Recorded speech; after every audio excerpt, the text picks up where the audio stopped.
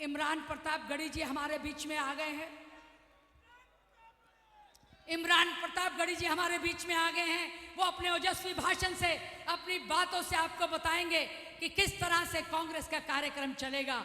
मैं जानती हूं कि इमरान प्रतापगढ़ी जी, मैं आपका स्वागत करती हूं पटेल नगर विधानसभा क्षेत्र में। अभी वो आपको बहुत ओजस्वी बातों से बताएंगे कि कांग्रेस का क्या काम रहा है।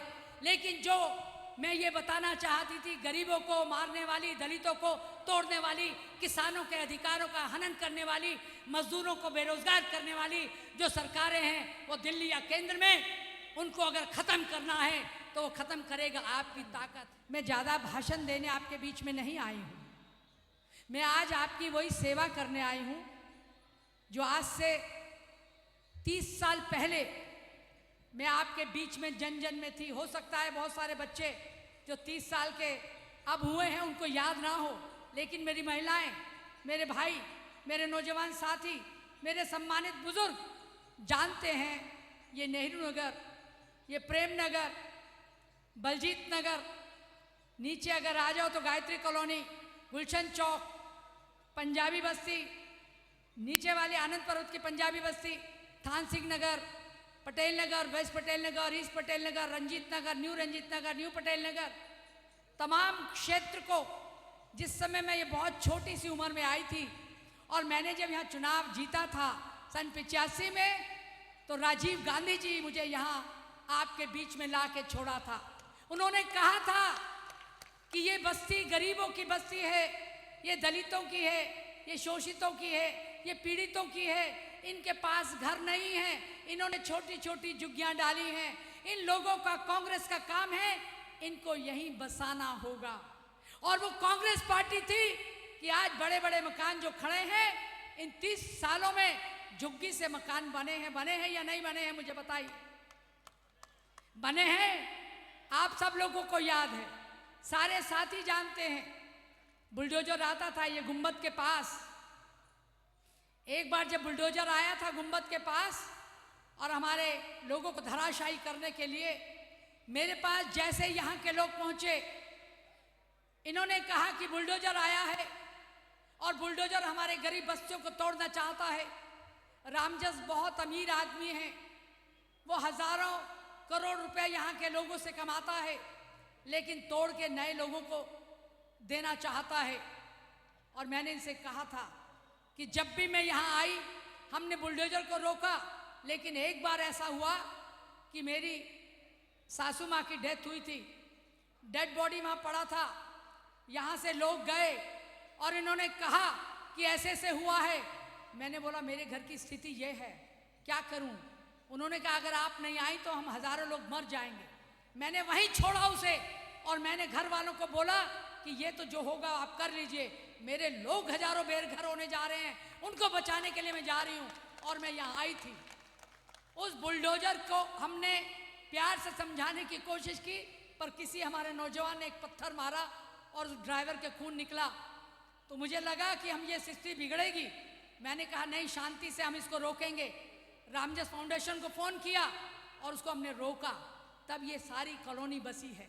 एक नहीं अनेकों काम आपके आशीर्वाद से, आपके सहयोग से, आपके प्यार से, महिलाओं के योगदान से मुझे एक नहीं 4 चुनाव आपने जिता के यहाँ भेजे।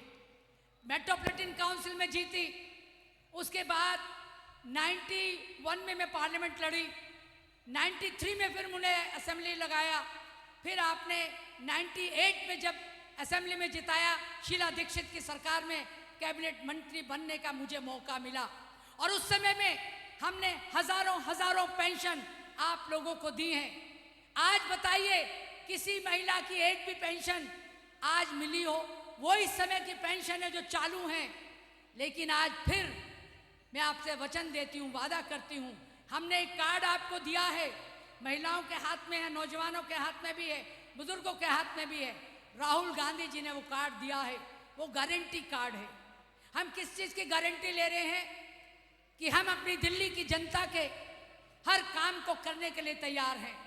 आपको 2500 रुपया पेंशन देंगे, आपको गैस का सिलेंडर 500 रुपये का मिलेगा, आपको 300 यूनिट आपको मुफ्त दी जाएंगी। ये सब हम क्यों कर रहे हैं? क्योंकि इस देश की जो सरकार है या दिल्ली की जो सरकार है उसने इतनी महंगाई करी है, कमर तोड़ महंगाई है। महंगाई है कि नहीं बताइए, कितनी महंगाई है? दूध महंगा, चावल महंगे, चीनी महंगी, दाल, आटा, गेहूं, हर चीज, कपड़ा, बच्चों की किताबें, कॉपियां, सब कुछ महंगा है। 18% का जीएसटी लगता है और उस जीएसटी में आप लोग अपने बच्चों को पढ़ा नहीं सकते हैं। ये सरकारें यही चाहती हैं कि आज का बच्चा नहीं पढ़ेगा तो कल का नौजवान बनके इस देश को नहीं संभालेगा, देश को कमजोर करना चाहते हैं। अगर बच्चा शिक्षित नहीं होगा तो देश का संविधान नहीं पढ़ेगा। राहुल गांधी जी कहते हैं संविधान बचाओ, वो किस लिए कहते हैं आप उसको समझने की जरूरत है। हमारा संविधान वो संविधान है जो बाबा साहब डॉक्टर भीमराव अंबेडकर जी ने इस देश की बुनियाद को बनाया है। उसमें गरीबों के लिए, महिलाओं के लिए, शोषितों के लिए, किसानों के लिए, नौजवानों के लिए, हर तरह के जाति के, धर्म के, भाषा के बोलने वाले लोगों के लिए, हर प्रांत के, कश्मीर से कन्याकुमारी तक जो दिल्ली में यहाँ बसे हैं, चाहे वो पूर्वांचली हैं, चाहे बिहार से आए हुए हैं, चाहे महाराष्ट्र के हैं या मध्य प्रदेश के हैं, राजस्थान से हैं, पंजाब से हैं, हर लोगों का सम्मान दिल्ली ने किया है। और वो संविधान के तहत आपको अधिकार मिला है कि आप जहां चाहो रह सकते हो, जहां चाहो काम कर सकते हो, अपना रोजगार कर सकते हो। कांग्रेस पार्टी वो पार्टी है जो इन लोगों को उठाना और बनाना चाहती है। और आज अगर हमारे देश का बच्चा पढ़ेगा नहीं तो हम अपने अधिकार जानेंगे नहीं। अधिकार नहीं जानेंगे तो आपको गुलाम बनाना चाहते हैं। क्या आप गुलामी की जीवन जीना चाहते हो? अगर आप गुलामी का जीवन नहीं देना चाहते तो 5 तारीख को कांग्रेस के हाथ का निशान का बटन दबेगा और कांग्रेस विजयी होकर जब आएगी तो आपके जितने रुके हुए काम हैं, चाहे वो सीवर का है, पानी का है, बिजली का है, सफाई नहीं है, लोगों के मकानों की जर्जर स्थिति है। बाहर में जा रही थी अभी गिरी जी के ऑफिस के बाहर, वो इतनी कीचड़, सारा सीवर का पानी बह रहा है। इसको अगर ठीक कराना है तो आपको कांग्रेस को जिताना होगा और कांग्रेस जब जीतेगी आपके बीच में आएगी। मैं केवल इसलिए कहना चाहती हूँ, ये अंबानी अडानी की सरकार हमें नहीं चाहिए। अंबानी अडानी को देश बेचा जा चुका है। बीएसएनएल बिक गया, एमटीएनएल बिक गया, रेलवे बिक गया, एयरपोर्ट बिक गए, ओएनजीसी बिक गया और अब डीएमएस भी बिकने वाला है। आपके साथ में डीएमएस है, डीएमएस कॉलोनी मेरी कॉलोनी है और आज डीएमएस बिकने जा रहा है क्योंकि वो कीमत, बहुत कीमती जमीन है, वो भी अंबानी अडानी को दे दी जाएगी और हमारे लोगों को वहाँ जो रोजगार करते हैं उनको बेरोजगार कर दिया जाएगा। क्या ऐसी सरकार लाना चाहते हैं आप? क्या आप ऐसा चाहते हैं कि अपने बच्चों का भविष्य अंधकार में कर दें? और इतनी हर जगह पे महंगाई है।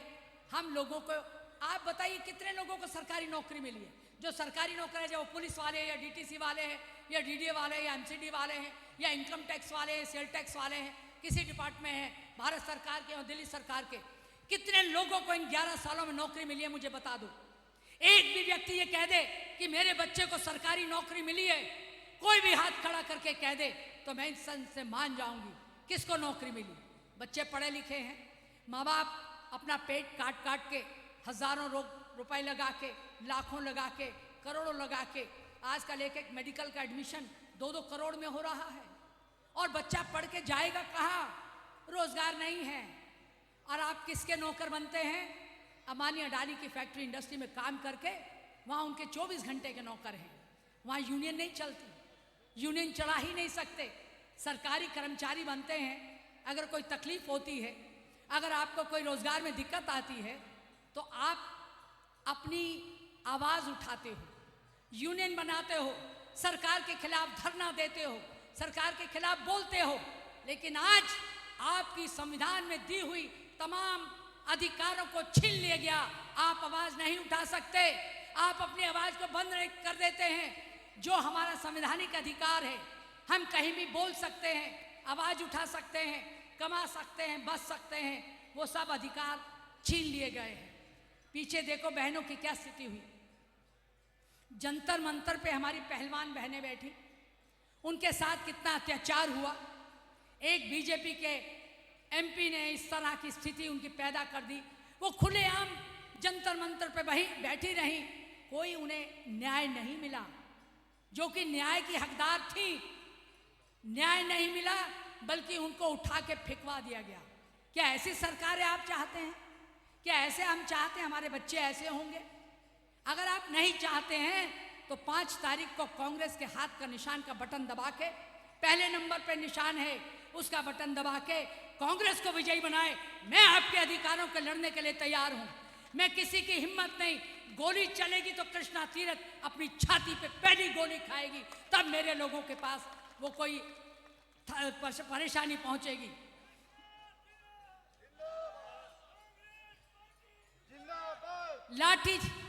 लाठी चलेगी, गोली चलेगी तो मैं और मेरे कार्यकर्ता हजारों की तादाद में आगे बढ़ेंगे और वो आगे बढ़ के आपके अधिकारों की रक्षा करेंगे। ये मेरा वादा है, ये मैं वचन देती हूं आपको। जैसे मैंने पिछले 30 साल आपके काम किए, उसके बाद मैं नॉर्थ वेस्ट की पार्लियामेंट्री कॉन्स्टिट्यूंसी में गई। मुझे सोनिया जी ने नॉर्थ वेस्ट में भेजा, वहां के लोगों ने मुझे भरपूर प्रेम दिया, सहयोग दिया। मैं कम से कम 3 लाख वोट से वहां जीती और जीतने के बाद मुझे भारत सरकार में केंद्रीय मंत्री बनाया गया। और वो केंद्रीय मंत्री मैंने कौन सा लिया? मैंने कहा मेरे को महिलाओं और बच्चों का डिपार्टमेंट दे दीजिए। क्यों? क्योंकि महिलाओं की आवाज एक महिला सुन सकती है। आप आदमी के पास जाके वो उतनी खुल के बात नहीं कर सकते। मैंने महिला और बाल विकास मंत्रालय लिया, women and child development ministry मेरे पास थी, और उसमें मैंने जो उसको बढ़ाया, आंगनबाड़ियां बढ़ाई, यूनिवर्सलाइज किया। देश में 1 लाख आंगन। इमरान प्रतापगढ़ी जी हमारे बीच में आ गए हैं। इमरान प्रतापगढ़ी जी हमारे बीच में आ गए हैं। वो अपने ओजस्वी भाषण से, अपनी बातों से आपको बताएंगे कि किस तरह से कांग्रेस का कार्यक्रम चलेगा। मैं जानती हूं कि इमरान प्रतापगढ़ी जी, मैं आपका स्वागत करती हूं पटेल नगर विधानसभा क्षेत्र में। अभी वो आपको बहुत ओजस्वी बातों से बताएंगे कि कांग्रेस का क्या काम रहा है। लेकिन जो मैं ये बताना चाहती थी, गरीबों को मारने वाली, दलितों को तोड़ने वाली, किसानों के अधिकारों का हनन करने वाली, मजदूरों को बेरोजगार करने वाली जो सरकारें हैं वो दिल्ली या केंद्र में, उनको अगर खत्म करना है तो वो खत्म करेगा आपकी ताकत। मैं आपसे झोली फैला के 1-1 वोट की भीख मांगती हूं आपसे। आप अपना 1-1 वोट कांग्रेस पार्टी को दे दीजिए। यही मेरे लिए धन है, यही मेरे लिए बल है, यही मेरे लिए शक्ति है। और आपने दिया तो जो आपके अधिकार हैं, जो आपकी परेशानियां हैं, उसे दूर करने के लिए मैं आगे बढ़ूंगी। और मुझे विश्वास है, एक चीज और बताना चाहती हूँ, महंगाई तो हुई है ना। आप लोग खाने के लिए भी बड़ा तकलीफ है, रोजगार है नहीं, बेरोजगारी है, महंगाई है, मकान तोड़ते हैं, आते हैं, परेशानियां हैं, पानी नहीं है, पेंशन बंद है, राशन कार्ड नहीं बन रहे हैं। लेकिन मुझे आपसे एक वादा और करना है कि मैं आपकी सब समस्याओं का समाधान कर सकूं। ये शक्ति आपके अंदर है। वो शक्ति क्या है? वो आपके वोट की ताकत और वोट की शक्ति है, जो 5 तारीख को कांग्रेस को मिलेगी और कांग्रेस विजयी होगी। लेकिन इन्होंने सस्ता क्या करा है बताऊं? 18% सेल टैक्स सब पे है। अगर टैक्स नहीं है या 2% टैक्स है, वो किस पे है? हीरा खरीदने पे। हीरा, अगर आप हीरा खरीदोगे ना, हीरा, उस पे केवल 2% टैक्स है। कितने लोग हीरा खरीदते हैं? कितने लोग हीरा खरीदते हैं बताइए मुझे। हमारे को खाने को चाहिए, हीरा नहीं चाहिए। उस पे 2% टैक्स है, क्योंकि उसको अमीर लोग लेते हैं। ये अमीरों की सरकारें हैं। अमीरों की सरकारों को अगर हटाना है तो आपको अपनी ताकत का, जो आपको संवैधानिक ताकत मिली है, उसका आपको योगदान देना है। इन्हीं शब्दों के साथ प्रतापगढ़ी जी का मैं स्वागत करती हूँ अपने पटेल नगर विधानसभा क्षेत्र से, और वो आके आपको अपना ओजस्वी भाषण से कांग्रेस के बारे में, राहुल जी के बारे में और कांग्रेस के विजयी होने के बारे में बताएंगे। धन्यवाद। जय हिंद, जय भारत, जय संविधान। कांग्रेस पार्टी।